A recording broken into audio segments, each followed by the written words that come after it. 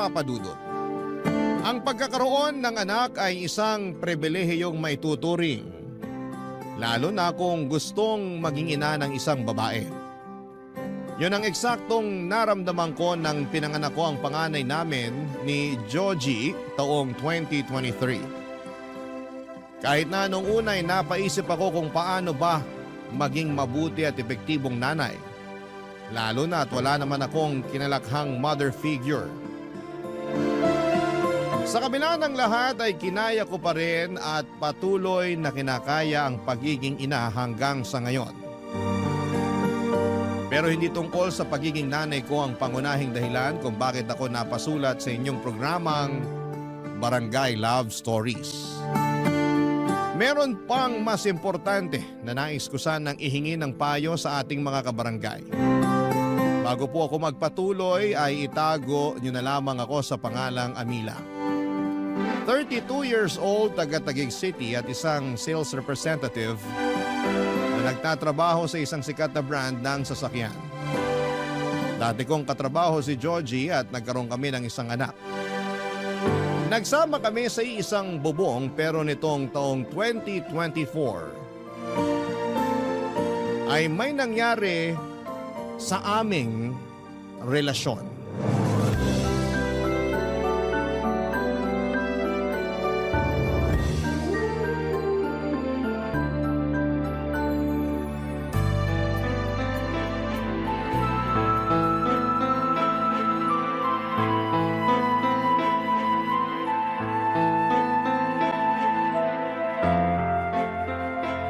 Sigurado na ako sa desisyon ko.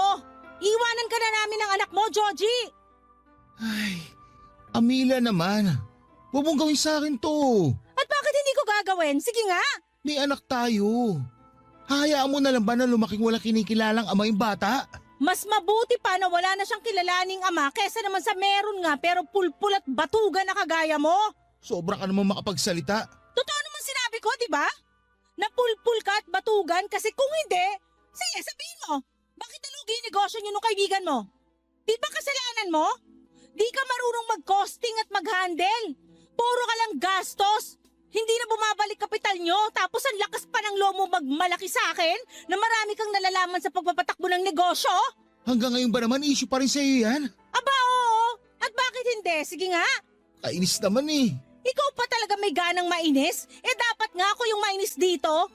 Imbes kasi na maghanap ka ng mapagkakakitaan mo, pagkatapos malugi ng negosyo nyo, naging batugan ka na. Palibasa may trabaho ako kaya sa akin mo na inaasa lahat-lahat. Maghanap naman ako pero nagpapalipas lang ako ng sama ng loob dun sa nangyari sa negosyo namin. Ilang buwan ka na nagpapalipas ng sama ng loob? Hindi pa rin ba tapos yan? Kasi Alam mo para sa akin, nagdadahilan ka na lang. hindi ako nagdadahilan ha. Hindi raw.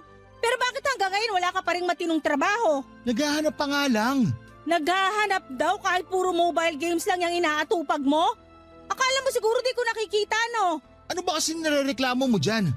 Inaalagaan ko naman yung anak natin pag nasa trabaho ka. Saka, wala naman tayo binabayarang upa.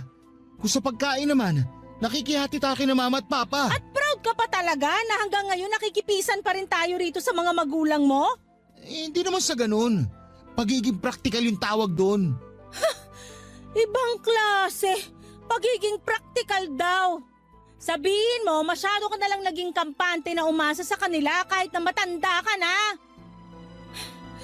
Matanong nga kita, di ka man lang ba nakakaramdam ng kahihiyan dyan sa katawan mo dahil hanggang ngayon umaasa ka pa rin sa mga magulang mo? Bakit naman ako mahihiya? Sabi mo nga, mga magulang ko naman sila. So ibig sabihin wala nga? Meron pala. Nahihiya rin ako sa kanila. Kung nahihiya ka, sana nagsisikap ka. Kaya lang sa nakikita ko walang hiya ka talaga, Georgie. Grabe naman. Totoo naman eh. Oo, grabe ako. Wala ka bang pangarap sa amin ng anak mo? Minsan ba di pumasok dyan sa utak mo na ibukod kami para makapagsimula tayo ng buhay natin bilang pamilya? Nangarap naman ako pero... Puro ka pero. Wala ka talagang pangarap hanggang salita ka lang. Kaya diyan ka na. Bahala ka na sa buhay mo. Please, Amila. Huwag mo kong iwanan. Parang awa mo na.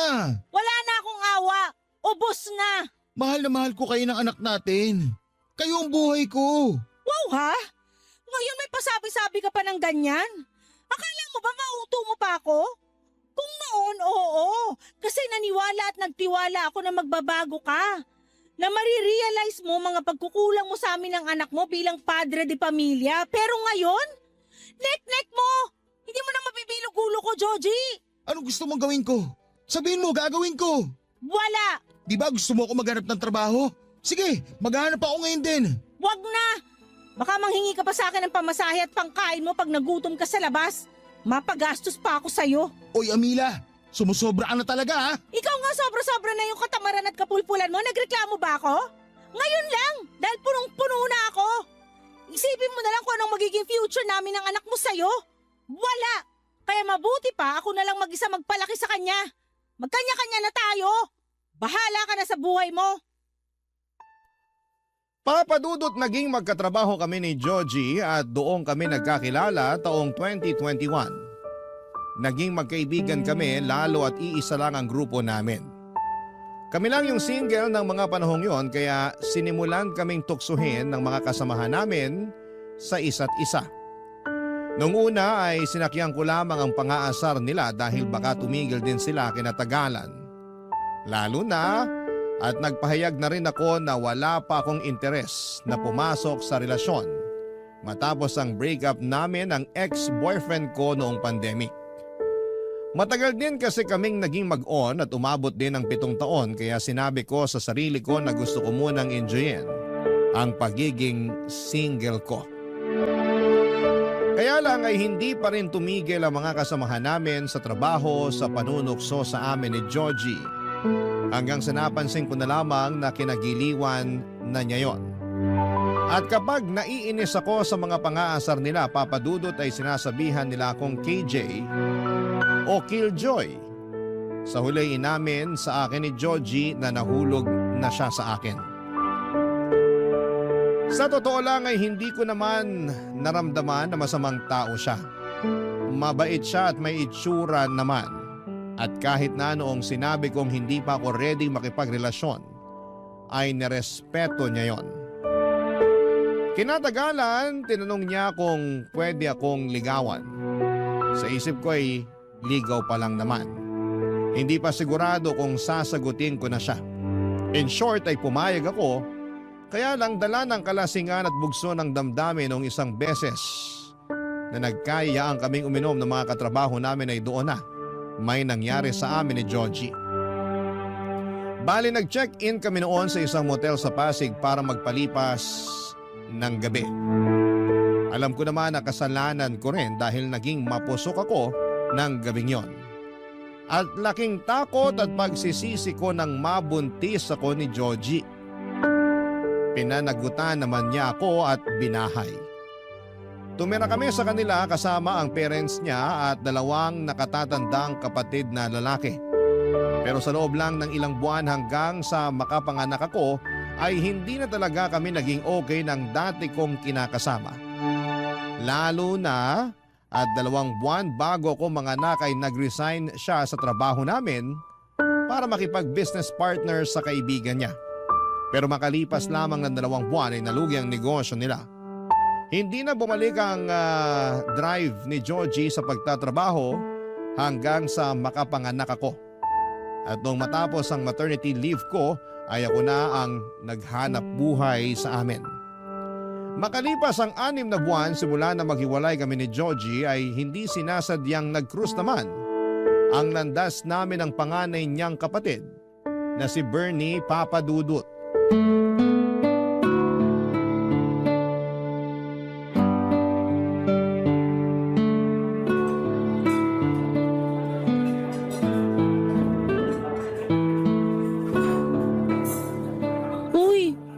Dito sa kinainan natin. Huwag kang mag-alala.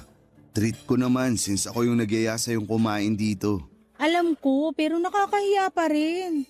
May trabaho naman ako, pero nagtitipid kasi ako ngayon lalo na nagagatas at diaper pa yung anak ko. Oo, ayan o. Kakabili ko pa nga lang. Galing ako sa grocery bago mo ako nakita dun sa sakayan ng mga UV. Oo nga eh. Sakto. Kaka-out ko pa lang sa shift ko. Sipag mo talaga. Kahit linggo nagtatrabaho. Wala ba kayong off? Meron naman, pero depende kung kailanganin sa ospital. Magjo-duty talaga kahit nakasarapan pa ng tulog mo. Ganun talaga. Ito yung pinili kong propesyon. Hindi ba mahirap maging nurse dito sa Pinas? Mahirap. Parang lahat naman ng trabaho, mahirap. Pero masaya ako na pinaglilingkuran ng bansa natin. Sa bagay. Pero di ba uso na yung ibang kababayan natin na nurse nag-a-abroad? Oo, matagal na namang ganun ang sistema. Ikaw ba, hindi mo ba naisip na mag-abroad? Curious lang kasi di hamak na mas malaki kikitain mo dun kaysa dito. Oo nga. Kaya lang, kailangan ako ng mga kababayan natin. Siguro sa iba, di nila maiintindihan tong prinsipyo ko. Pero masaya naman ako sa ginagawa ko. At hindi ko naiisip na mag-abroad para lang kumita ng malaki. Tama ka naman, pero sigurado akong maiisip mo rin yun pag nagkaanak ka na. Iba rin talaga pag may anak na. Uunahin mo talaga ang kapakanan niya. Oo naman, anak muna bago ang sariling prinsipyo. Pero don't get me wrong ha, bilib ako sa'yo at sa lahat ng mga nurse na piniling magtrabaho rito sa Pilipinas. Kayo kaya at iba pang nasa medical field ang modern hero dito, lalo na nung nag-pandemic. Thank you. Huwag ka mag-thank you, totoo lang sinasabi ko. Kumusta na pala kayo ng pamangkin ko? Okay naman kami. Bibong bata yung pamangkin mo, magana rin kumain. Natutuwa nga ako dun kasi di mahirap alagaan eh. Speaking of, sino pala nagbabantay sa kanya pag nasa trabaho ka? Yung mama ko, pero tsahin ko talaga yun ah. Ibig sabihin, doon kayo nakikituloy ngayon? Oo, malayo ko siyang kamag-anak sa mother side. Third kasi ng nanay ko. Mag-isa lang siya sa bahay nila ngayon matapos mamatay sa stroke ng asawa niya last year. May mga anak naman, 2 babae. Pero nasa ibang bansa na pareho. Okay naman kayo doon? Oo, mabait yung tsahin ko, para ko na siyang nanay. Ako lang talaga yung medyo pasaway nung kabataan ko kasi di ako nakinig sa kanya. Talaga? Ibig sabihin, tumira ka na rin sa kanila noon? Oo, inampun niya ako at pinag-aral nila ng asawa niya sa kolehiyo. Kaya lang pasaway talaga ako. Di ko tinapos hanggang second year lang tapos nagtrabaho na ako. Umalis na rin ako sa kanila noon gawa ng hiya. Pero di naman talaga ako lumaki sa kanila ha. 18 anyos na ako nung napadpad ako sa poder nila. Galing ako nun sa Aklan, lumuwas lang dito nung namatay tatay ko. Wala rin naman akong nanay, sumakabilang bahay na raw sabi ng kamag-anak namin. Grabe, ang dami mo palang pinagdaanan, bata ka pa lang. Medyo. Marami rin ako mga maling desisyon sa buhay na hanggang ngayon ay pinagsisisihan ko. Katulad na lang nung sana nagtapos ako ng pag-aaral para kahit paano maganda naman yung trabaho ko. Sapat lang kasi para sa amin ng anak ko yung sinusweldo ko. Minsan kulang pa. Bakit? Hindi ba nagpapadala ng pera sa inyo si Georgie? Naku, hindi. Pero di ko na rin naman siya hinihingan kasi saan naman siya kukuha ng pera na ipapadala sa amin, di ba? Kung sa mga magulang niyo pa siya manghihingi, ako na ang nahihiya. Kaya nga nag-decide na ako makipaghiwalay sa kapatid mo. Ay, nalungkot talaga kami ng husto nung umalis ka sa bahay. Lalo na sina mama at papa. Lagi nilang hinahanap yung apo nila. Tungkol sa bagay na yan, wala naman akong intensyon na ilayo sa inyo yung anak ko. Di pa lang talaga ako handang ipakita siya kay Georgie. Pero sa nakikita ko naman, nagbago na si Georgie. Sa ngayon, nagsisikap siya na makapaghanap ng trabaho. Para raw may mukha na siyang ihaharap sa inyo. Ilang buwan na kaming hiwalay, hindi pa rin ba siya nakakahanap ng bagong trabaho? May nahanap at napasukan naman, pero di nagtatagal. Ewan, sabi niya depressed daw siya. Hindi makapag-focus, gawa ng lagi kayong iniisip. Amila, wala na ba talagang chance na magkabalikan kayo ng kapatid ko? Gusto mo bang malaman ng totoo? Oo, Hindi ko alam. Okay naman kami ng anak ko. Masaya kami kahit kaming 2 lang. Nakakapagod maging nanay at tatay sa anak namin pero kinakaya ko. ay, hindi rin naman kita masisisi kung masyado ka nang napuno at napagod kay Georgie. Kasalanan din naman kasi talaga niya. Papadudod simula nang maghiwalay kami ni Georgie ay in-unfriend ko na rin sa social media ang lahat ng miyembro ng pamilya niya. Desidido na kasi akong kalimutan sila at magsimula ng bagong buhay kasama ang anak ko. Kaya nga hindi ko napigilang makonsensya nang banggitin ni Bernie ang pang-unfriend ko sa kanya sa kwentuhan namin ng araw na yon. Lalo't wala naman siyang ginagawang mali sa akin noon. Sa dalawang kuya ni Georgie, si Bernie ang pinakamabait, maginoo, gentleman at guwapo. Noong unang beses na dinala ko ng dati kong kinakasama sa bahay nila para makilala ang pamilya niya, ay napansin ko na talaga si Bernie. Nagtatrabaho siya bilang isang nurse, maasikaso siya sa akin ng mga panahong yon. Palibhasa ay masaya raw siya dahil magkakapamangkin na raw sila. Sa buong panahon ng pamamalagi ko kina Georgie ay nakuha ni Bernie ang buong atensyon ko. At kahit hanggang sa pag-uwi ay si Bernie ang tumatakbo sa aking isipan imbis na ang dati kong kinakasama at tatay ng magiging anak ko, Papa Dudut. Barangay Love Stories. Barangay Love Stories. Papa Dudut, bago kami naghiwalay ng landas ni Bernie, noong nagkita kami ay nagkapalitan kami ng social media. Gusto niya raw kasing makumusta ang pamangkin niya kaya hindi na ako tumutol pa. Hindi ko naman sila tinanggalan ng karapatan sa ano ko pero ayoko na talagang makisama kay Georgie. Para sa akin ay masyadong pabuhat ang taong yon at nakampante na lamang sa buhay na sinusuportahan ng mga magulang nila. Batugan pa at kung kailan ako nag-decide na tapusin na ang lahat sa amin saka pa lamang sasaniba ng kusa na maghanap ng trabaho. Kaya nga wala talaga akong ka-interes kay Georgie noong nagkikwento tungkol sa kanya ang Kuya Bernie niya. Kunwari ay may pakialam ako pero wala na talaga. Ganon pala kapag napagod ka na at naging manhid. Sa pagpapatuloy ng kwento ko ay nagkaroon kami ng constant communication ni Bernie sa Messenger. Pero tungkol lang naman sa anak ko na pamangkin niya ang aming pinag-uusapan.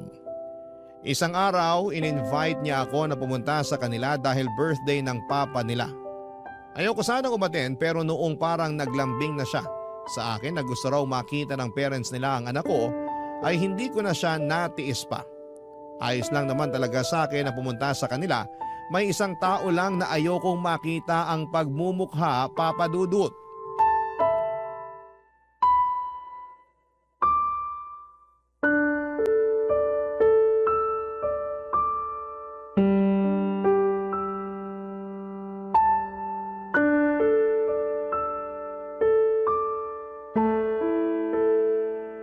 Amira, anong ginagawa mo rito? Ano bang klaseng tanong yan? Eh di inimbitahan ako rito.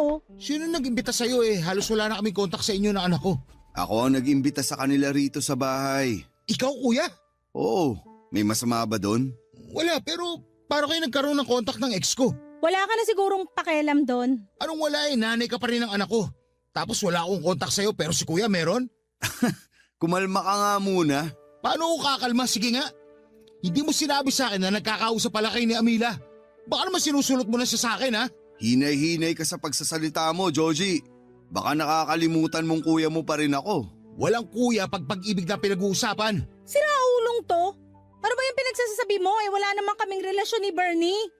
Saka nung nakaraang araw lang naman kami nagkaroon ng contact dahil aksidente kaming nagkita matapos kong mamili sa grocery.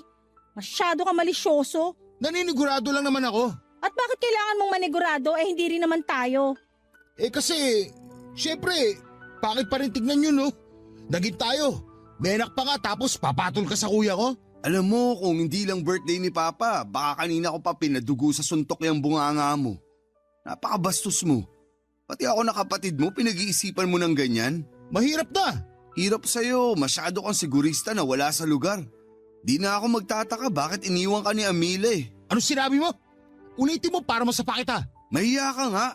Gagawa ka pa talaga ng eksena sa birthday ni Papa. Ikaw nga walang iya Inibita mo si Amila. Hindi mo man lang sinabi sa akin. Alam ba nila mama at papa na pupunta sa larito ng anak namin? Oo, alam nila. Kaya expected nila pagdating ng mag-ina mo. Ewan ko ba naman kung nasa ang lupalop ng daigdig yung utak mo nung sinabi ko yun sa dinner natin last time. Di ka nakikinig. Tapos ako pa sisisihin mo na wala kang alam sa pagpunta nila rito sa bahay? Ha?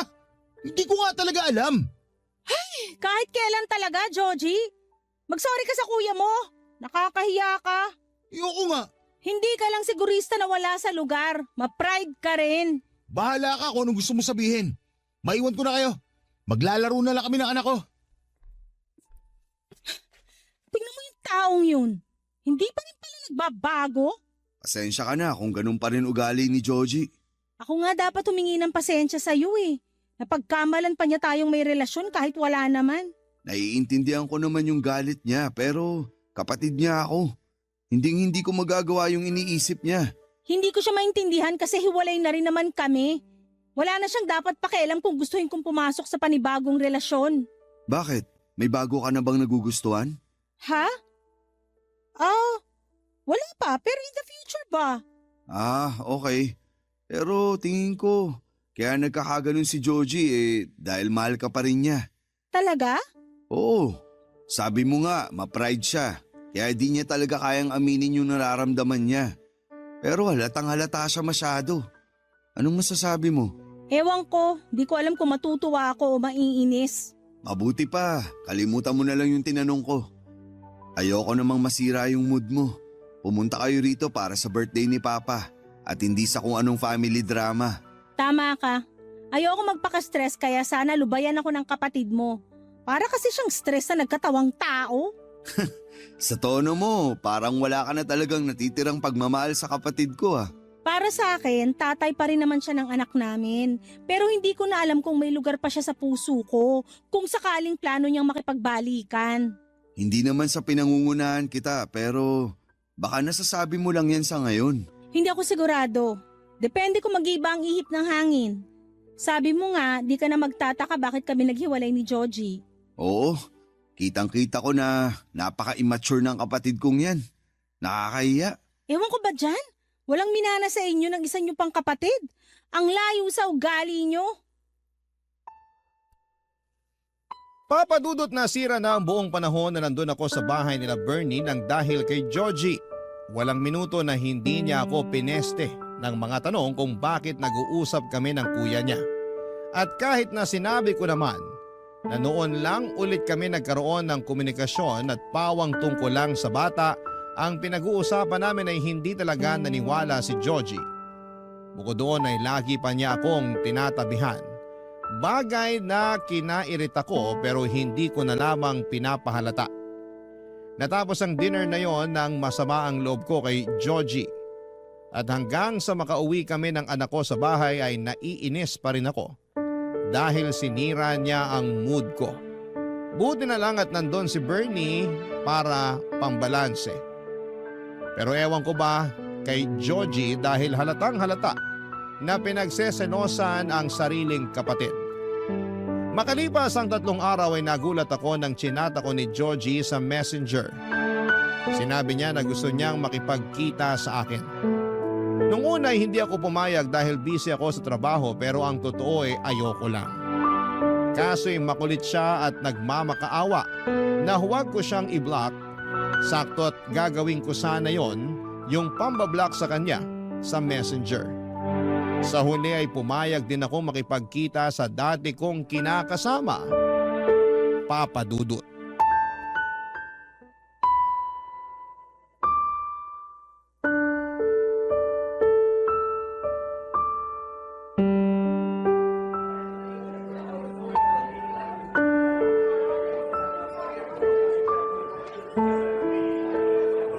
Natatandaan ko, paborito mo rito sa cafe na to kaya dito kita dinala. Oo. Paborito ko nga rito. Natatandaan ko pa rin yung kape na gustong-gusto mong in-order dito. Pati yung cake na kaparis nun. Ano ba kasing kailangan mo? Ha? Sabi ko, ano bang kailangan mo? Bakit mo ako kinukulit na makipagkita sa'yo? Pwede bang mamaya ko na sabihin? Umorder muna tayo para makakain tayo. Hindi ako pumayag makipagkita sa'yo para kumain kasama ka. Kaya sabihin mo na kung anong kailangan mo sa akin. Camila naman. Bakit? Ano bang ginawa ko? Medyo tumataas yung boses mo. Nakakahiya pinagtitinginan na tayo ng tao. Ay, nakakainis ka kasi. Ayaw mo pa akong diretsuhin, dami mo pang cheche bureche. Ay, Sige, para lang malaman mo. Nakipagkita ako sa'yo para makausap ka. Tungkol saan ba? Tungkol sa atin, Anong tungkol sa atin pinagsasasabi mo? sa pamilya natin. Napag-isip-isip ko kasi na gusto ko nang ayusin ang pamilya natin. Hindi ako naniniwala na bigla mo lang yan naisip. Kilala kita, Joji. Wag ako. Napag-isip-isip ko nga. Pero mas lalo ko lang na-realize nung kinausap ako ni Kuya Bernie. Ha? Anong pinag-usapan niyo ni Bernie? Marami pero nagsimula yun nung tanungin niya ako kung mahal pa ba kita. Sabi ko, oo, mahal pa kita. Ang totoo, hindi naman nawala yung feelings ko sa'yo kahit na naghiwalay na tayo. Tapos sinundan niya ako ng tanong na kung bibigyan ako ng isa pang pagkakataon para ayusin ang pamilya natin, susunggaban ko raw ba? Sabi ko, oo naman.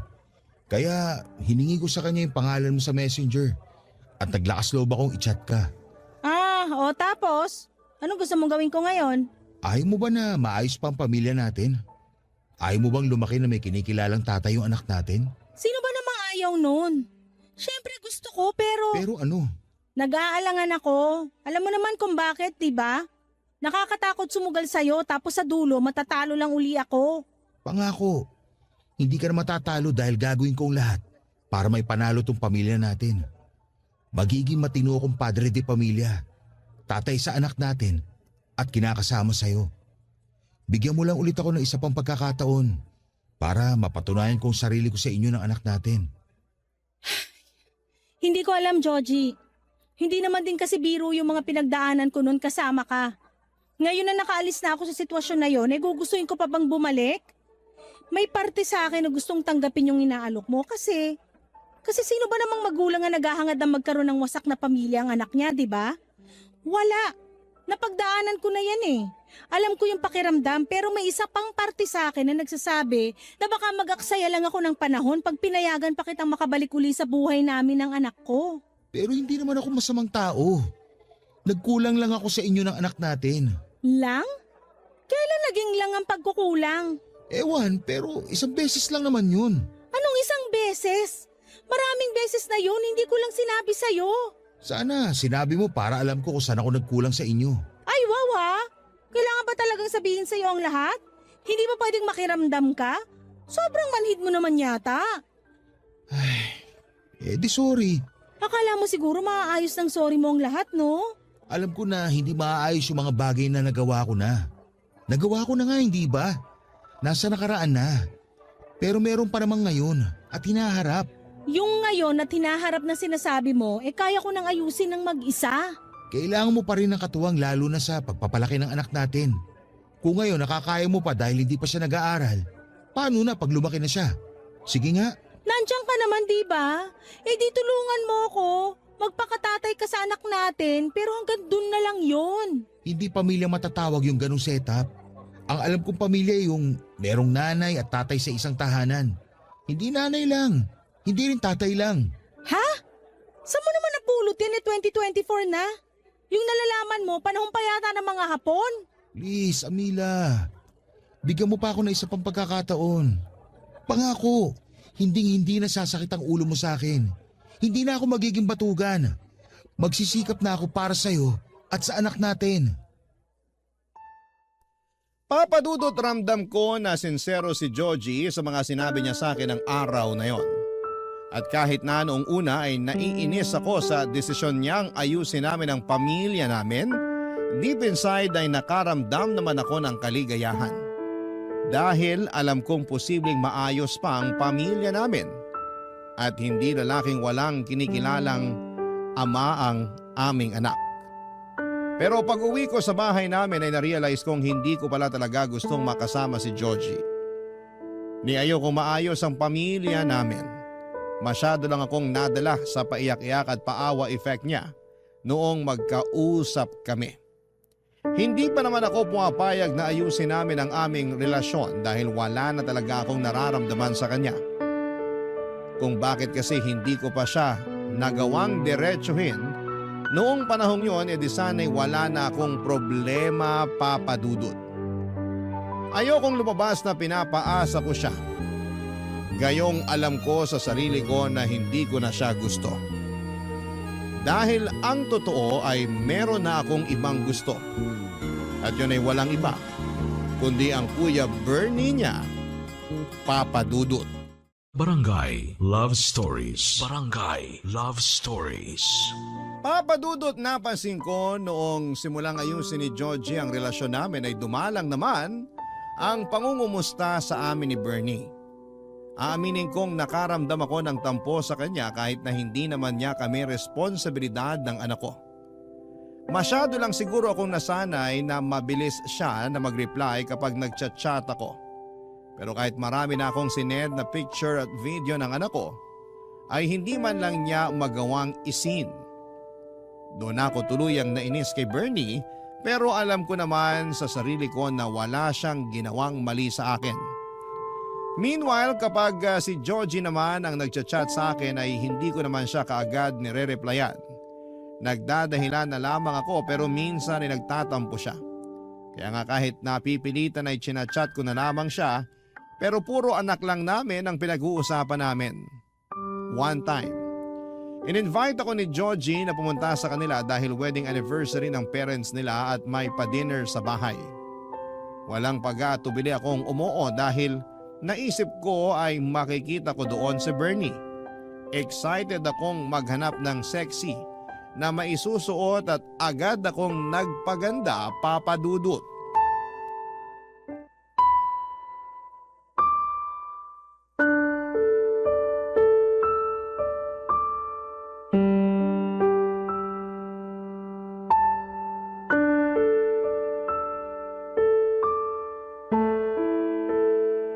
Ano ba, Georgie? Hanggang CR ba naman? Plano mo akong sundan? Naisip ko lang naman na baka gusto mo. Gusto kong gumamit ng CR. Ano bang kababuyan yung nasa isip mo? Grabe ka naman. Kababuyan agad. Oo. Bakit? Hindi ba? Kitang-kita dyan sa mukha mo yung kamanyakan. Hoy, below the belt na yun ha. Kung ayaw mong nasasabihan nun, lubay-lubayan mo ko. Hindi ko lang mapigilan na lubayan ka. Kasi ang sexy mo dyan sa suot mo. Tapos, ang ganda-ganda mo pa ngayon. For your information, matagal na akong sexy at maganda. Ay, totoo rin naman yan. Pwede ba? Huwag mo nga akong utuin. Hindi naman kita inuuto. Sinasabi ko lang yung totoo. Basta, naalibadbaran ako sa pinagsasasabi mo. Sige na, doon ka na. Naihihina nga yung tao, dinadaldal mo pa ako. O sige, pero bilisan mo lang ha. Sino ka para sundin ko? Di mo hawak oras ko, no? Sungit naman. Sige na, alis na sabi. Ito na nga oh, aalis na. Lalakad na paalis oh.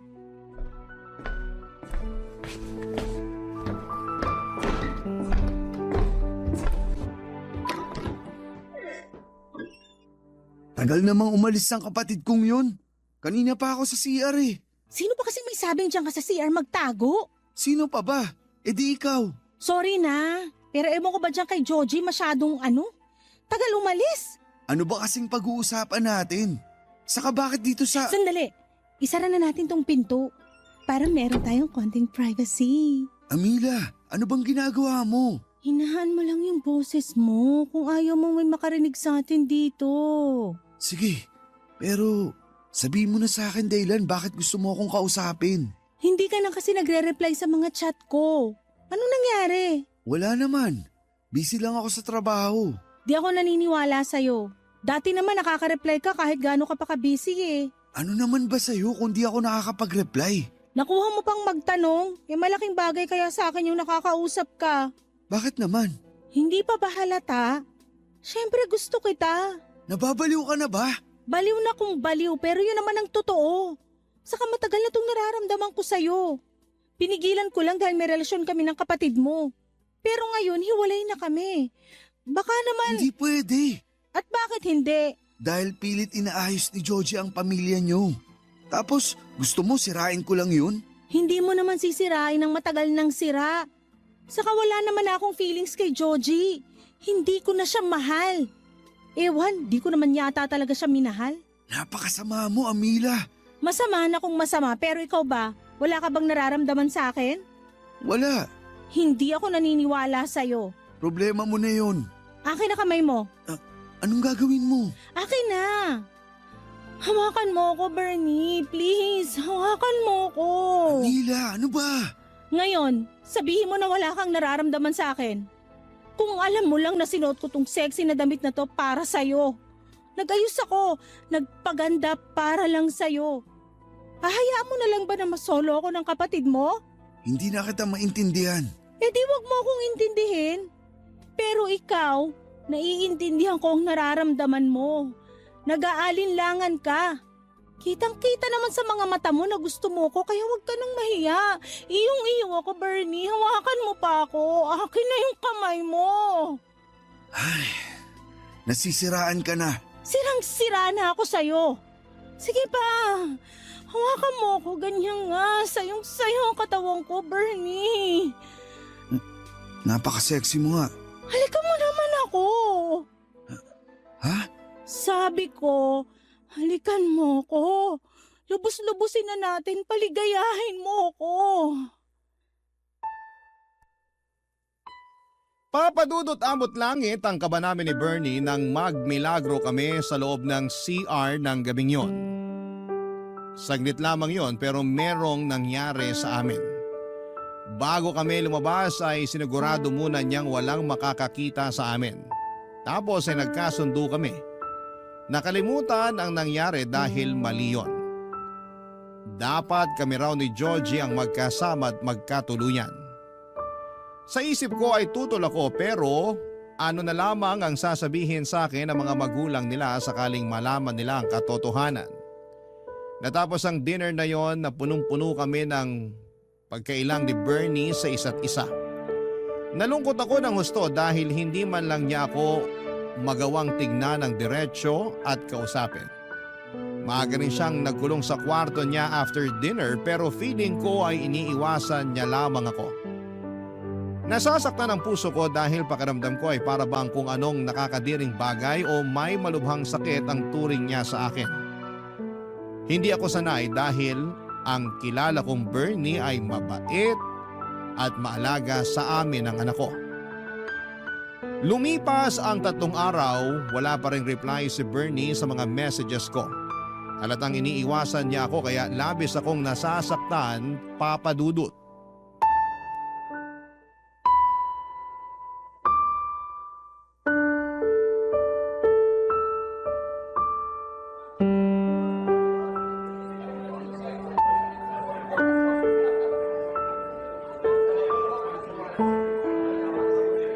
Ayos ka lang ba, Amila? Ha? Oo. Bakit mo naman natanong? Napansin ko lang na kanina ka pa nakatulala dyan. Actually, may kinukwento ko pero tinigil ko na. Kasi mukhang hindi ka naman nakikinig. Sorry, medyo pagod lang. Sa trabaho ba yan o sa anak natin? Pareho. Kulang ako sa tulog lalo na nagkasakit din yung anak natin. Ilang gabi akong puyat. Ha? Bakit ngayon mo lang sinabi? Sana natulungan kita sa pag-aalaga sa kanya. Ayos na. Magaling na yung anak natin kaya huwag ka nang mag-alala. Pero sa'yo naman ako mag-aalala. Bakit? Mukha ka kasi magkakasakit eh. Kulang nga lang ako sa tulog. Bigla tuloy ako na konsensya dahil niyaya pa kita lumabas. Buti alam mo. Ay, sorry na. In my defense, may importante rin kasi akong gustong sabihin sa'yo. Gaano ba yan ka-importante at di mo na lang chinat? Importante nga. Kung sa chat ko sasabihin hindi ko na magagawa to. Asa na ba yun? Ano yan? Teka, ito. Nahanap ko na. Amila, alam kong marami akong pagkukulang sa'yo at sa anak natin. Pero nangako ko sa sarili ko na babawi ako. Magiging mabuting padre de pamilya ako sa inyo at gagawin ko lahat para ibigay sa inyo ng anak natin ang masaganang buhay. Sandali nga lang. Nagpo-propose ka ba? Oo, tignan mo yung laman ng box. Napakagandang singsing, hindi ba? Para sa'yo yan. Ha? Sa akin? Oo. Sinabi kasi ng Kuya Bernie ko na kung mahal kita, yayain raw kita magpakasal. Sa totoo lang, matagal ko na yung gustong gawin. Hindi pa lang ako nagkakalakas ng loob na mag-propose sa'yo. Kumbaga, naghihintay pa ako ng tamang panahon. Pero naisip ko na hindi naman darating yung tamang panahon pag hinintay mo yon. Naguguluhan ako, Joji. Saan? Sa mga sinasabi mo, sa lahat-lahat. Diyan sa pagpapropose mo.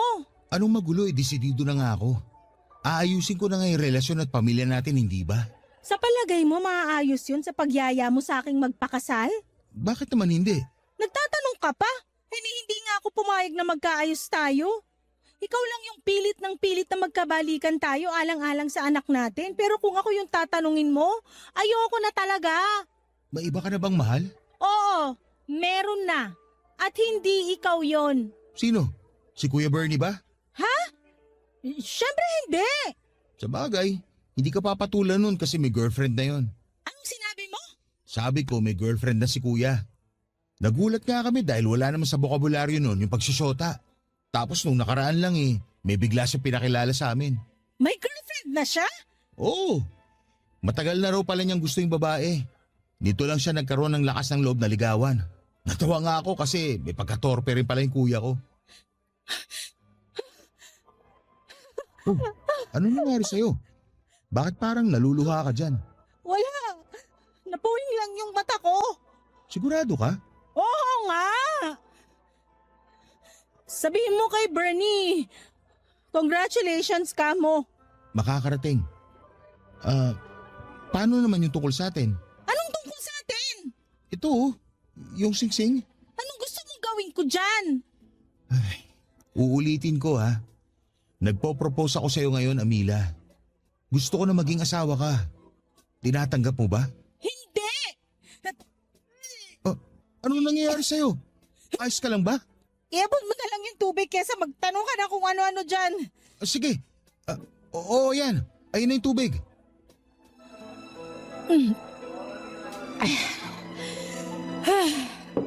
Kamusta na pakiramdam mo? Medyo nahihilo lang. Saka nasusuka.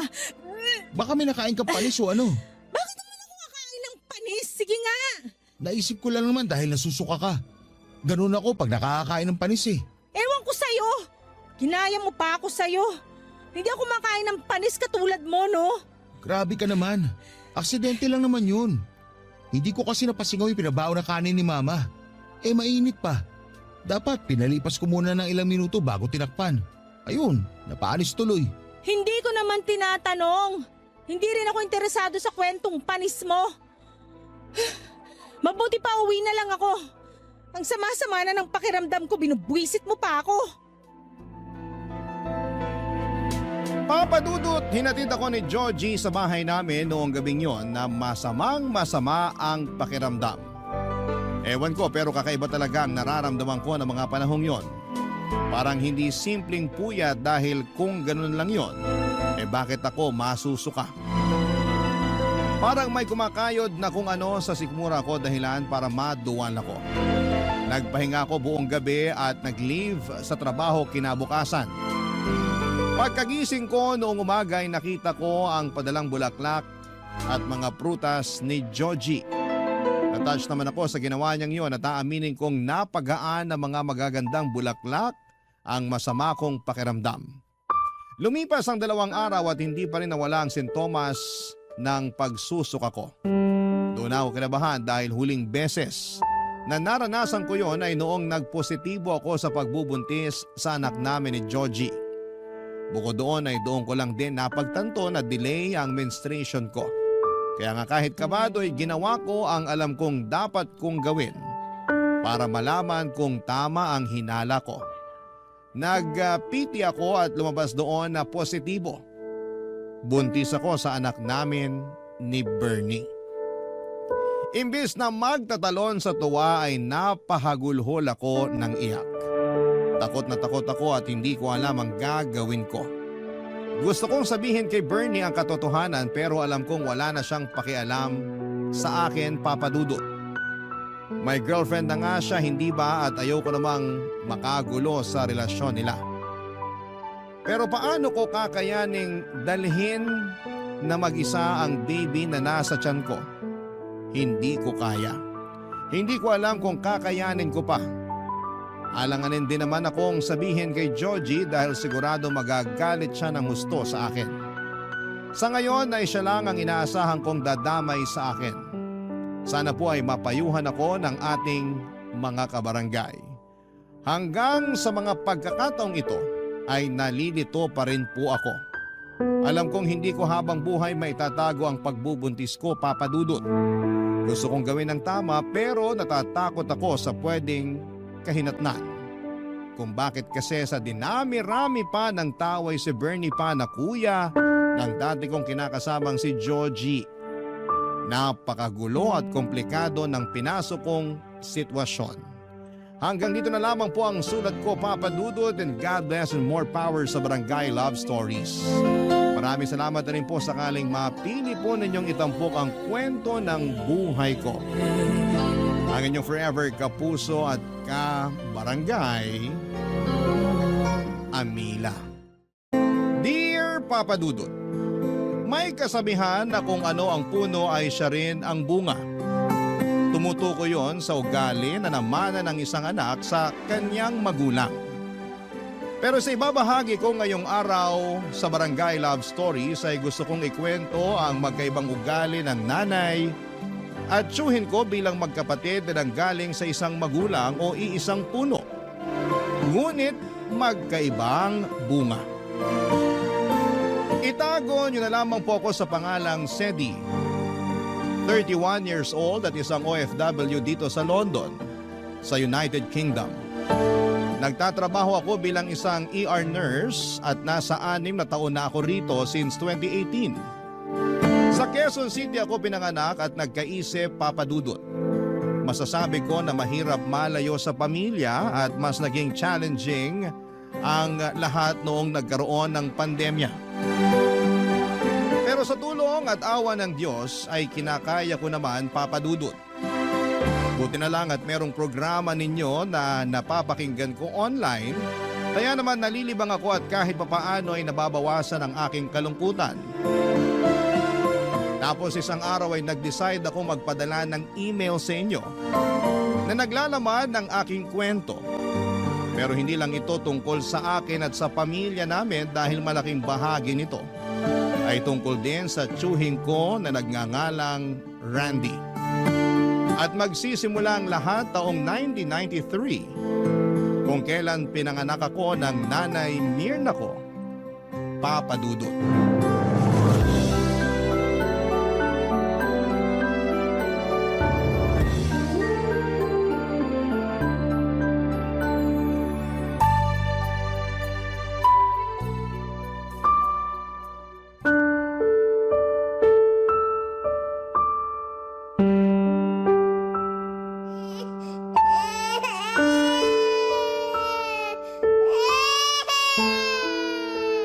Randy!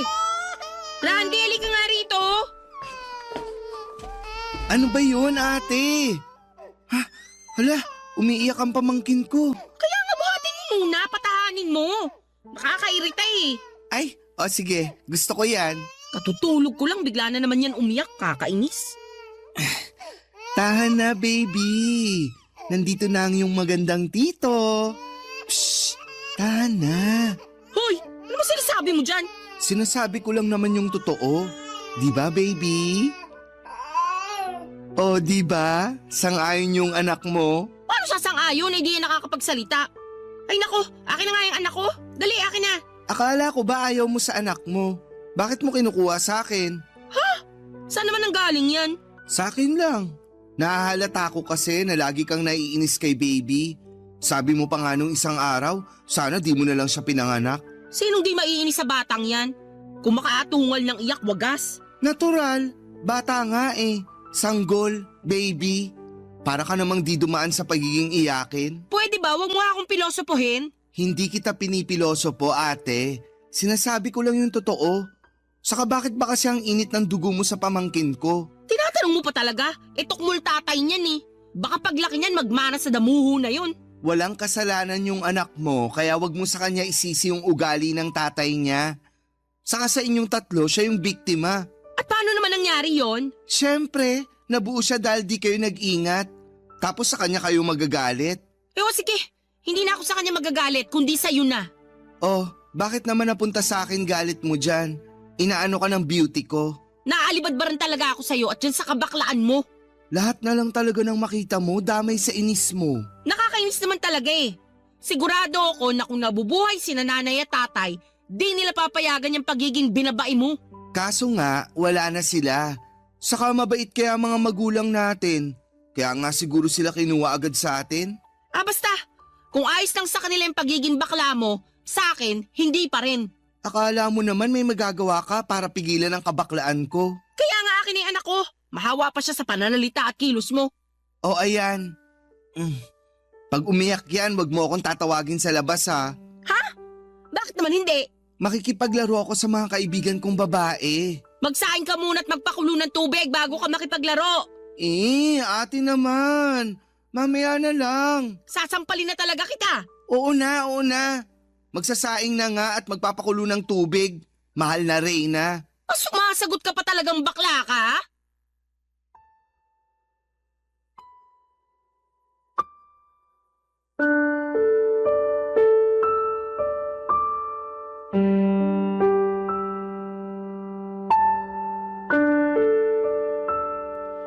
Papadudot maagang naulila sina Nanay at Tito Randy nang magkasunod na magkasakit at pumanaw ang mga magulang nila. Simula noon ay si Nanay na ang kumayod para sa kanilang magkapatid. Bali nagrenta sila ng maliit na paupahan habang nagtatrabaho sa factory ang nanay. Nung pinanganak ako ni Nanay ay 20 years old lamang siya. Wala akong tatay dahil aksidente lang daw ang pagkakabuntis sa akin. Pero hindi naman ako lumaking walang father figure dahil nandyan naman ang Tito Randy ko, Papadudot. Magkasunuran lang sila ni Nanay pero magkaiba ang ugali nila. Ang tiyuhin kong yon ang nag-alaga sa akin at tumayong tatay ko kaya naman mahal na mahal ko siya. Kaya lang nang tumungtong ako sa edad na 5 base na rin sa kwento niya sa akin. Nung malaki na ako ay nagkaroon ng boyfriend si Nanay. Yun yung tatay ng kapatid kong babae, Papadudot. Sa pagkakalarawan ni Tito rito ay masungit daw ito at hindi ako tanggap. Dahil madalas din ako nitong paluin kapag bumibisita sa bahay namin. Kaya umiiyak ako ng malakas at si Tito Randy lang ang nakapagpapatahan sa akin. Mahal na mahal ako ng tiyuhin ko at ayaw niyang sinasaktan ako ng kahit na sino, Papadudot.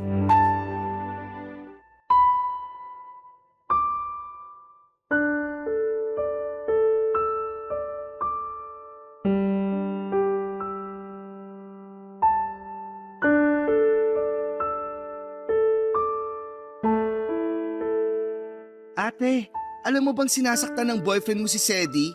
Ha? Hindi ba normal lang yon lalo matigas ulo niyang pamangkin mo? Anong normal dun? Nagkakapasa na nga yung bata. Saka baka nakakalimutan mo, 5 taong gulang pa lang si Sedi. Hindi ko nakakalimutan yon. Ano palagay mo sa akin, Ulyanin? Parang wala ka namang pakialam sa anak mo. May pakialam ako sa kanya. At bilang nanay niya, alam ko na makulit siya. Kaya siya napapalo ng tatay-tatayan niya.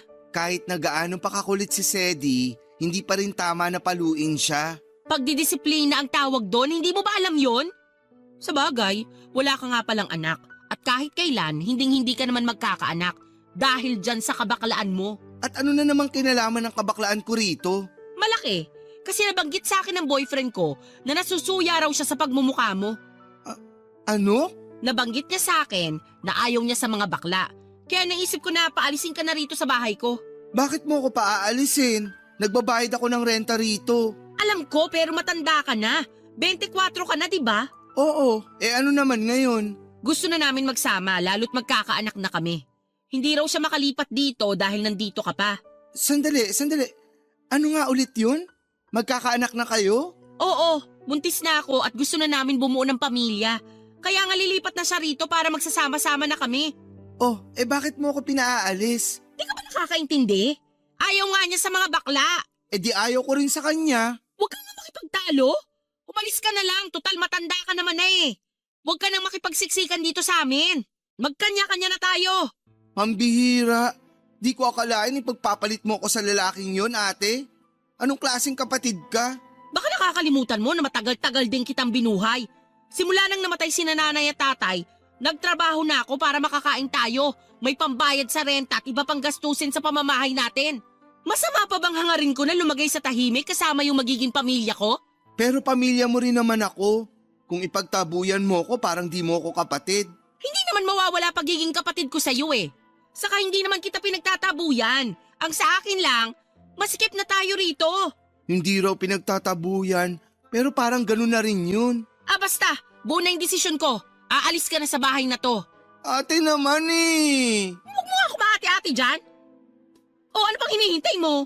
Simulan mo na mag-impake ng damit at gamit mo. Saan naman ako pupunta pag umalis ako? Di sa mga kaibigan mo. Makituloy ka muna sa kanila, lagi ka naman nandun, di ba? Tapos mag-ipon ka ng pera para makapagrenta ka. Kaya mo na yan, matanda ka na. Pati ba naman yun, ako pang pag-iisipin mo? Pero paano si Sedi? Ano paano si Sedi? Di ba? Sinasaktan nga siya ng boyfriend mo. Kawawa naman yung pamangkin ko. Hindi siya sinasaktan. Dinidisiplina lang siya. Saka huwag mo nang alalahanin si Sedi. Dahil ako pa rin naman ang nanay nun. Kung makapagsalita ka, akala mo sa matris mo lumabas yung anak ko. Masyado kang mapang-angkin. Manahimik ka nga. Papa Dudut, kahit na anong tutol ni Tito ay pinaalis pa rin siya ni nanay sa bahay. Wala na siyang nagawa kaya nang sumunod na araw ay nag-alsa balutan na raw siya, Papa Dudut. Natatandaan pang araw niya na ang lakas ng iyak ko dahil ayokong iwanan niya ako. Pero pinapasok lamang ako ni nanay sa bahay at nagsara ng pinto matapos ipagtabuyan paalis ang tsuhin ko. Isa yon sa mga pinakamalungkot na pangyayari sa buhay ko sa murang edad, Papa Dudut. Kahit na magkapatid sina nanay at Tito Randy, ay kitang-kita naman ang kaibahan ng kanilang pag-uugali. Kung i-describe ko, ang nanay ko ay masyado siyang matapang, taklesa at may pagkamataray. Kahit nga ako na anak niya ay madalas niyang saktan. Siguro'y dahil na rin sa kakulitan, lalo't bata pa ako noon. Pero nakarinig din ako ng hindi magagandang salita sa kanya, Papa Dudut. Tapos ay lagi niya akong kinakabit sa tatay ko at sa pang-iiwan nito sa amin noong araw. Kabaliktaran naman ng maaladragon niyang personality si Tito Randy. Dahil bakla ito, mahinhin itong magsalita at kumilos. At gustong gusto ko ang pagiging malumanay niya. Bagay na ayaw naman ni nanay dahil baka raw mahawa ako sa kabaklaan ng tsuhin ko. Sa kabila ng lahat ay si Tito Randy na ang tumayong tatay ko. Kahit na hindi na siya nakatira sa bahay, dumadalaw pa rin siya doon para makita ko. Kaya nga minsan ko na rin hiniling sa mga bituin na sana, Papa Dudut, ay siya na lang talaga ang tunay kong tatay. Barangay Love Stories. Barangay Love Stories. Taong 2000 nang maghiwalay ang nanay ko at kinakasama niya. Sa loob ng 2 taon na pagsasama nila ay naranasan kong abusuhin sa loob ng pamamahay namin. Mabigat kasi ang kamay ng tatay-tatayan ko at katulad ni nanay ay masakit din siyang magsalita, Papa Dudut. Noong bago sila naghiwalay ay napansin ko na madalas na ang pag-aaway nila. Bukang bibig din ang nanay ko na nalulong daw ito sa bisyo ng pag-inom ng alak at pagsusugal. Naging bayolente na rin po ito at maging ang kapatid kong babae ay pinagbubuhatan na rin niya ng kamay. Doon na bumalik sa bahay namin si Tito Randy matapos siyang lapitan ni nanay para humingi ng tulong na mapaalis sa pamamahay namin ang dati niyang kinakasama. Kwento sa akin ng tsuhin ko ay umabot pa sila noon sa barangay. Noong nakatira na ulit sa bahay namin ang tsuhin ko ay pinakamasaya ko sa lahat. Kasi pakiramdam ko ay bumalik na yung tao na totoong nagmamahal sa akin. At sa loob ng 11 years, si Tito Randy ang bumuhay sa pamilya namin sa pamamagitan ng pagpasok sa iba't ibang trabaho. Tulad ng pagwe-waiter sa beer house, makeup artist, tendera ng mga damit, pagkain at beauty products at sa uli ay parlolista. Nagtrabaho rin naman si nanay pero ayon sa tito ko ay lagi raw natatanggal sa mga pinapasukan dahil walang tiyaga at laging uma-absent. Kaya hindi talaga magawang magpahinga ng tsuhin ko sa pagkayod lalo na at siyang nagpapaaral sa aming magkapatid, Papa Dudut.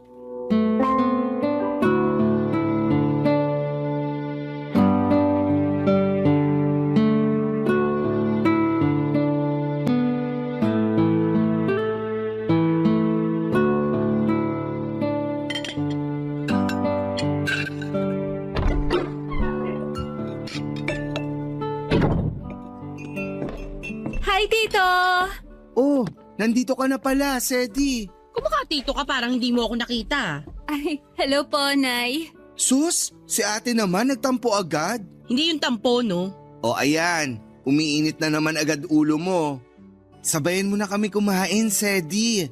Nagluto ako ng sinigang na bangus. Paborito mo. Ay, sige po.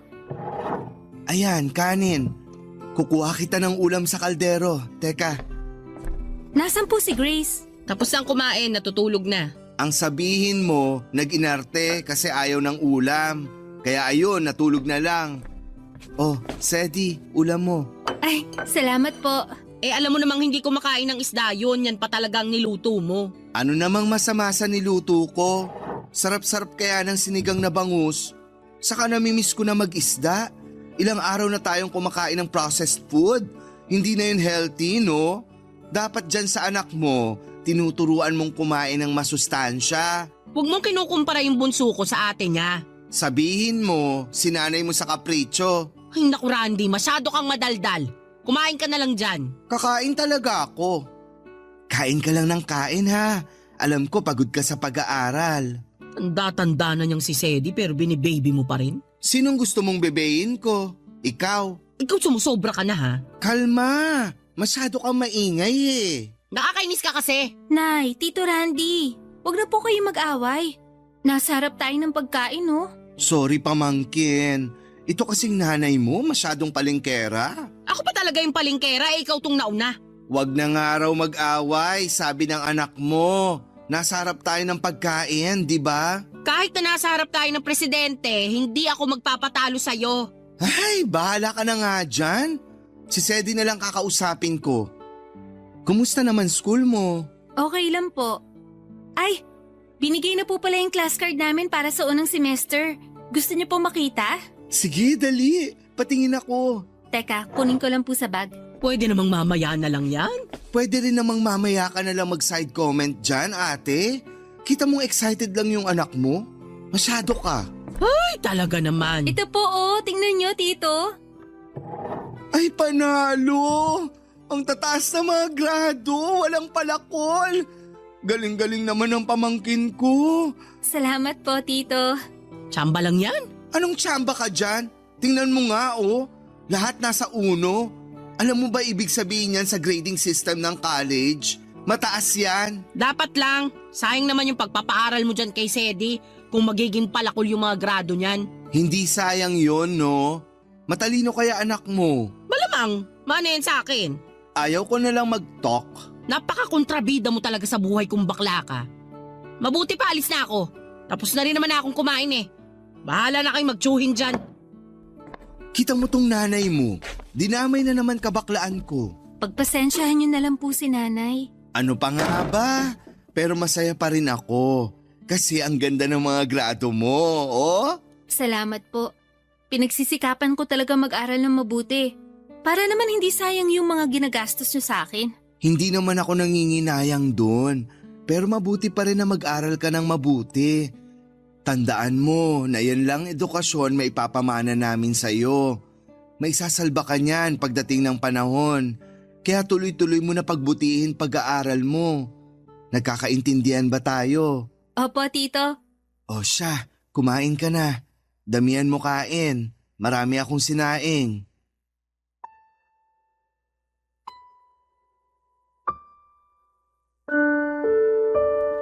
Papadudot pinangako ko sa sarili ko na ibabalik ko ang mga mabubuting bagay na ginawa at ginagawa sa amin ni Tito Randy. Siya ang inspirasyon ko at kahit na sinabi niya sa akin na sapat na ang makapagtapos ako para matulungan ko ang aming pamilya. Para sa akin ay parte na siya ng pamilyang gusto kong tulungan pagdating ng panahon. Mahal na mahal ko siya na parabang tunay na magulang kahit na hindi pareho ang trato naming magkapatid sa kanya. Hindi kasi close ang kapatid ko kay Tito Randy. Mas close ito kay nanay kaya pati ugali ng nanay namin ay namana na rin niya. May pagkamasungit siya sa amin ang tiyuhin ko, bagay na pareho na lang din naming pinagpapasensyahan noong una dahil bata pa siya. Pero habang tumatanda ay mas nakita ko na carbon copy talaga siya ni nanay sa pananalita at sa kilos. Kahit na si Tito Randy ang bumubuhay sa amin ng mga panahong yon, malimit pa rin siyang iniinsulto ni nanay, lalo na pag wala siya sa mood. Ako na lang ang nahihiya at nasasaktan kapag lumalabas na parang napakawalang utang na loob ng sarili kong ina. Sinabi na lang ng tiyuhin ko na intindihin ko ang nanay dahil baka may pinagdaraanan ng mga panahong yon.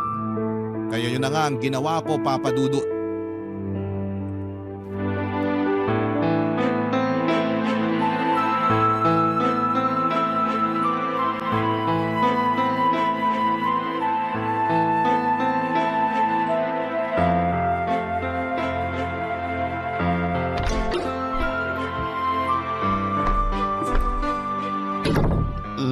Ay, Ate Mirna, lasing ka ba?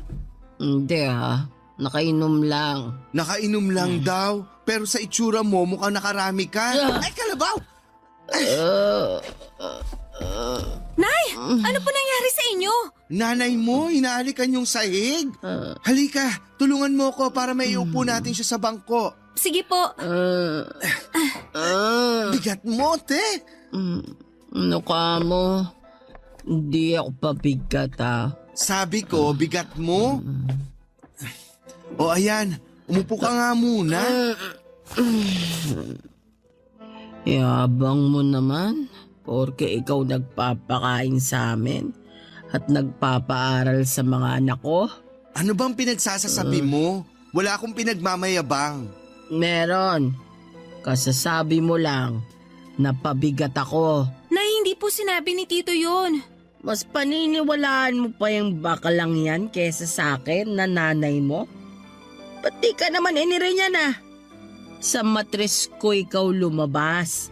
Wala namang matres yung bakalang yan. Naku, pagsabihan mo yung nanay mo, Sedi. Kundi mababangasan ko na yan kahit lasing yan. Pasensya na po kayo. Nagsasabi lang naman ako ng totoo. Eh, huwag ka nang magtampo. Mabuti pa, manahimik ka na lang kesa magsabi ka ng totoo. Tagal-tagal ko ng bakla, hanggang ngayon issue pa rin sa'yo. Hirap sa'yo. Tagal-tagal mo nang ang bakla. Na-o-offend ka pa. Sinong di ma-offend? Sige nga.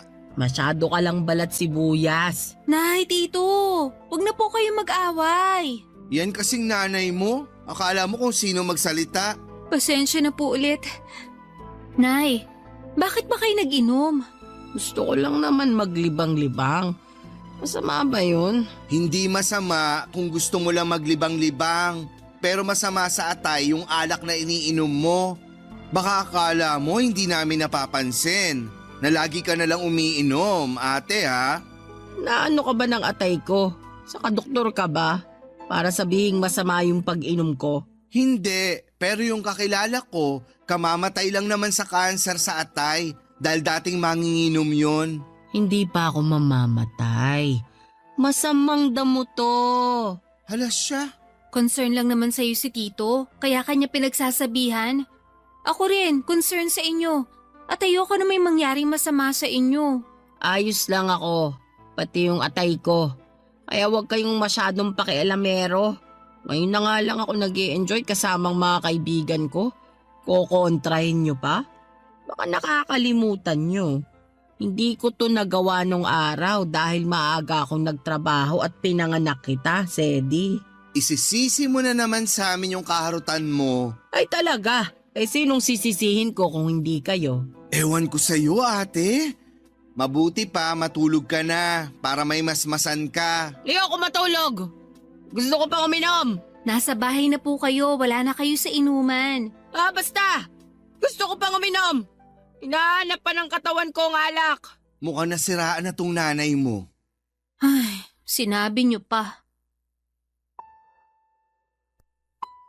Papadudot, sobrang dismayado na ako sa pinapagawa ng nanay ko sa buhay niya ng mga panahong yon. At napadalas pa nga ang mga pag-inom at paglabas niya kasama ang mga kaibigan niya. Siyempre hindi namin mapigilang mag-alala sa kanya dahil kilala namin siya na bigay todo sa pag-inom. At ang paulit-ulit niyang kinakatuwiran ay in-enjoy lang naman niya ang mga bagay na hindi niya raw nagawa noong dalaga pa siya. Lagi niyang sinasabi na mas marami pa sana siyang bagay na nagawa kung hindi siya nabuntis sa akin. Siyempre nakaramdam ako ng matinding kalungkutan lalo na at ako na naman ang sinisisi niya kung bakit maaga siyang nagkaroon ng responsibilidad sa buhay. Nandun yung muli akong nalugmok dahil akala ko ay masasanay na lamang ako sa mga panunumbat niya sa akin. Pero laging sinasabi ni Tito Randy na wala akong kasalanan. At kung may dapat sisihin dito ay walang iba kundi ang nanay at ang tatay ko. Sa kabila ng lahat ay hindi ko pa rin mapigilang madismaya sa mismong sarili kong ina, Papa Dudut. Barangay Love Stories. Barangay Love Stories. Papa Dudut, mabilis na lumipas ang 4 na taon at nakapagtapos ako sa kurso kong nursing noong 2014. Ginamit ko ang mga nalalabing buwan ng parehong taon na yon para mag-review sa pagkuha ng lisensya. Noong sumunod na taon ay nag-exam ako at nakapasa kaya naging ganap na akong nurse. Nagporsige talaga ako para makapag-apply sa mga ospital dito sa lugar namin. At kahit inabot ng 5 buwan ay nagbunga pa rin naman ang pagsisikap at pagtsatsaga ko. Proud na proud sa akin si Tito Randy dahil natupad na raw ang matagal niyang pangarap para sa akin na makapagtapos ng pag-aaral. Alam niya kasi, Papa Dudut, na mahalaga ang edukasyon. Paulit-ulit niyang sinasabi sa akin hanggang matanim yon sa isip ko. Kaya nakapagtapos ako. Sa pagpapatuloy ng panibago kong pakikipagsapalaran sa buhay bilang empleyado, ay masasabi kong hindi pala ganong kadali ang lahat, Papa Dudut. Lalo na sa propesyon ko bilang isang nurse na hindi na nga kataasan ng sweldo pero doble naman ang pagod. Tapos pag uwi ko sa bahay ay hindi rin ako makapagpahinga dahil sa bunganga ng nanay ko.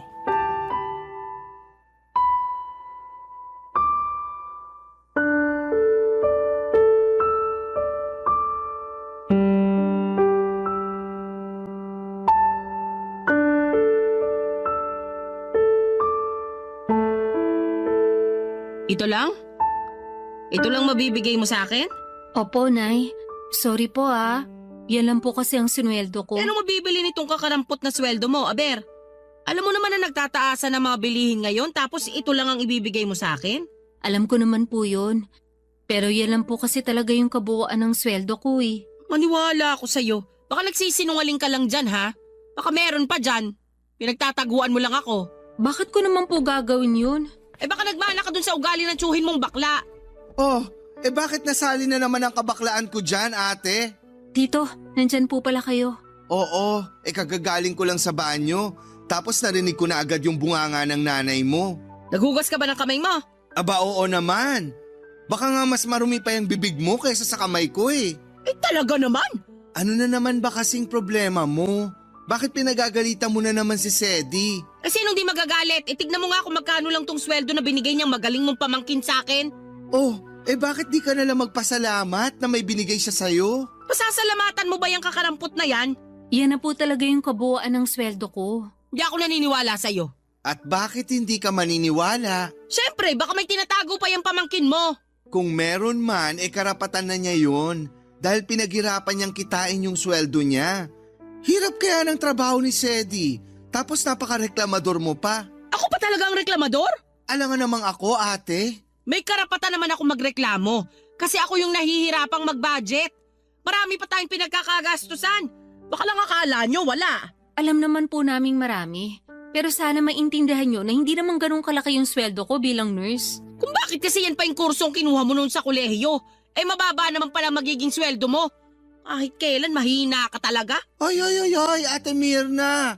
Parang di ko na nagugustuhan yung tabas ng dila mo sa anak mo, ha? At bakit? Nakuha mo pa talaga magtanong. Naririnig mo ba yung sarili mo? Oo, palagay mo sa akin, bingi?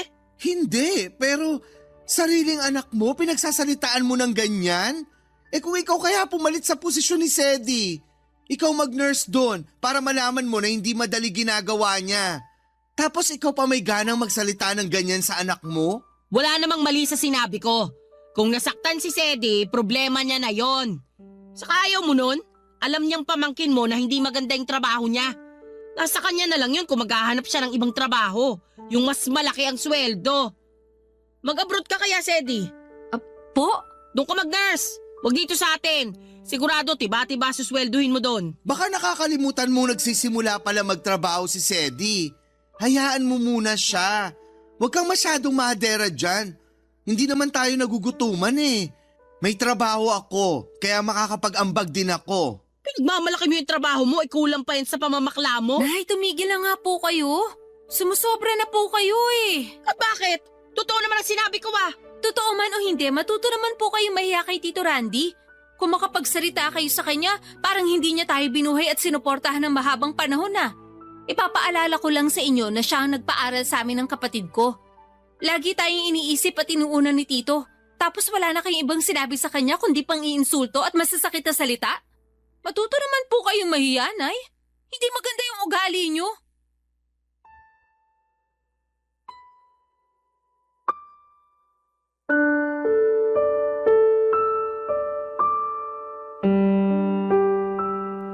Papadudot na tameme sina nanay at Tito Randy dahil sa mga sinabi ko. In my defense ay hindi ko na napigilan ang sarili ko dahil matagal ko rin namang kinimkim na huwag masagot ng ganon ng nanay ko. Pero sumobra na siya ng mga panahong yon, Papadudot. Naawa na ako sa tiyuhin ko dahil lagi na lang niyang iniinsulto. At napapagod na rin ako sa tuwing nagtatalo sila na akala mo mga bata pa. Sa kabila ng lahat ay alam ko naman na walang perpektong pamilya. Lahat ay may kapintasan. Lahat may kakulangan. Maswerte na lamang ako dahil may isa akong Tito Randy na handang magtangkol sa akin sa nanay ko. Sa kanya ko naramdaman ang pag-aalaga ng isang magulang na hindi nabigay ng sapat sa akin ng nanay ko dahil na rin sa ugali niya. Kaya nga nakaya kong magpatuloy sa buhay dahil nasa tabi ko ang tiyuhin ko. Malaki po ang utang na loob ko kay Tito Randy dahil pinalakas niya ang loob ko sa mga panahon na nalulugmok ako. Pero habang nagtatagal ako sa trabaho, unti-unti kong na-realize na siguro'y tama nga si nanay. Mas may future ako kung sa ibang bansa ako magtatrabaho. Pero hindi pa ako desidido na mga panahong yon dahil nga natatakot pa rin ako sa mga posibleng mangyari, Papadudot. Marami akong what if sa buhay. What if mabigo ako sa pag-iibang bansa ko? What if may mangyari sa akin doon habang malayo sa pamilya ko, vice versa? Lahat ng yon ay kinuwento ko kay Tito at pinayuhan niya ako na nagpalakas ng loob ko. Sa huli, tinulungan niya rin akong mag-asikaso ng requirements para makalipad ako papunta ng London. Kaya lang noong sumunod na taong 2017 ay na-stroke ang pinakamamahal kong tiyuhin, Papadudot.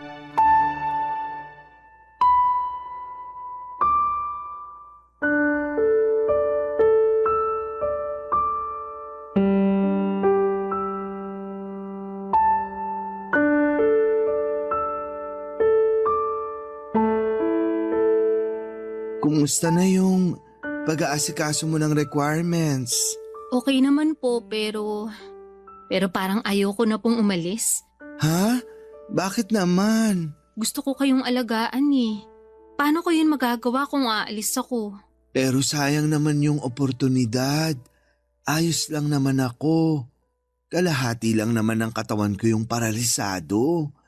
Tingnan mo, nakakapagsalita pa ako. Nagagalaw ko pa yung kaliwa kong kamay. Oo nga po, pero ayoko pa rin. Gusto ko kayong alagaan katulad ng pag-aalaga niyo sa akin ng bata ako. Sa totoo lang, ayaw din naman talaga kitang umalis.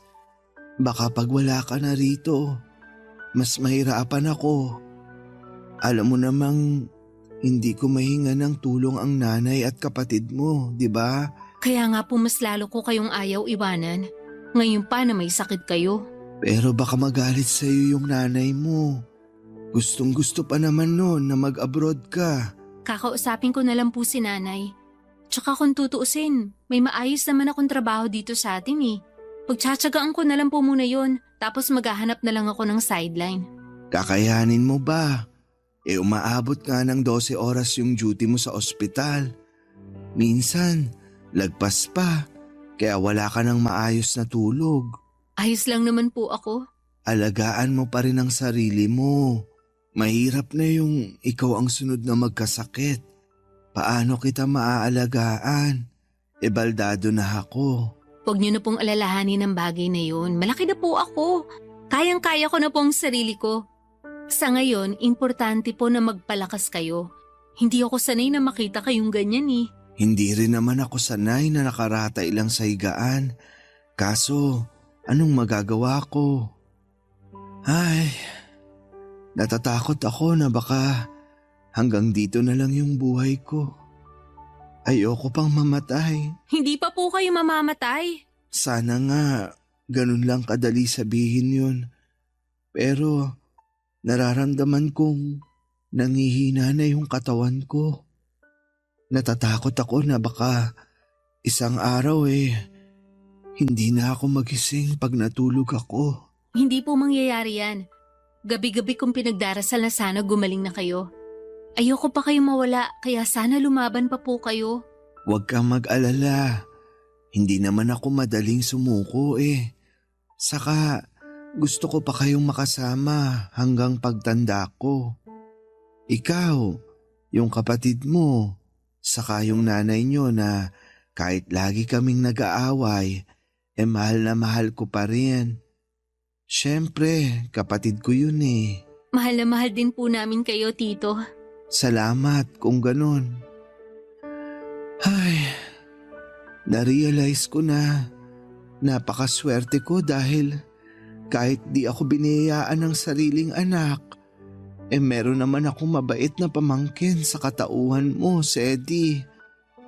Sana huwag kang magbago ng ugali kahit na lumipas ang mahabang panahon at hindi mo na ako kasama. Opo, tatandaan ko po yung sinabi nyo. Pero sana, kahit na lumipas ang mahabang panahon, kasama pa rin namin kayo. Gusto ko rin naman yan. Kaso, hindi ko hawak ang buhay ko. Pero, ayoko naman malungkot kayo. Lalong-lalo ka na. Sakaling mangyari yung di natin inaasahan. Gusto ko magpatuloy ka pa rin sa buhay. Tuparin mo pa rin yung pangarap mo. Mas magiging masaya ako pag ginawa mo yun. Kaya mangako ka. Mangako ka sa akin. Pangako po, gagawin ko lahat ng mga sinabi nyo. Mabuti kung ganun. Lagi mong tandaan na pinagmamalaki kita, Sedi.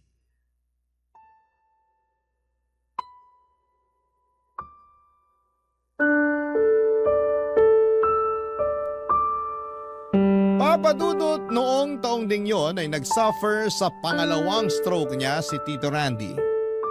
Doon na nga siya tuluyang naging lantang gulay at isang gabi makalipas ang 2 linggo. Mula nang ma-stroke siya ulit ay hindi na nagising pa mula sa pagkakatulog ang pinakamamahal kong tiyuhin, ang sakit. Sobrang sakit na iwanan niya dahil pakiramdam ko ay napakabilis ng mga pangyayari. Yun bang tipong hindi ko pa na ibabalik sa kanyang lahat ng mga magagandang bagay na ginawa niya sa akin at sa pamilya namin. Tapos ay binawi agad siya sa amin. Ang unfair lang, papadudot. Sa kabila ng lahat ay lagi ko na lang iniisip ang mga masasaya at mabubuting bagay at sitwasyon. Nakasama ko ang tito ko noong nabubuhay pa lamang siya. Pag ginagawa ko yon ay nagkakaroon ako ng lakas para makapagpatuloy. Kaya nga noong sumunod na taon ng 2018 ay tinuloy ko ang plano kong pagpunta sa London para mag-OFW. Mahal na mahal ko ang Tito Randy ko, Papa Dudut, at alam ko na kung saan man siya naroroon ngayon ay pinagmamalaki niya ako tulad ng palagi niyang sinasabi sa akin. Malungkot na maaga siyang kinuha sa piling namin pero nagpapasalamat pa rin ako sa Panginoon. Sa ilang taon na ibinigay niya para makasama namin ang pinakamamahal kong tito. Hinding-hindi ko siya makakalimutan at palagi siyang laman ng puso ko. Hanggang dito na lamang po ang sulat ko, Papa Dudut, at maraming salamat sakaling mapili po ninyong i-ere sa inyong istasyon. Malaking bagay po sa akin na mapakinggan sa Barangay Love Stories ang sarili kong storya. God bless po and more power sa inyo dyan sa Pilipinas. Ang inyong forever kapuso at ka-barangay, Sedi.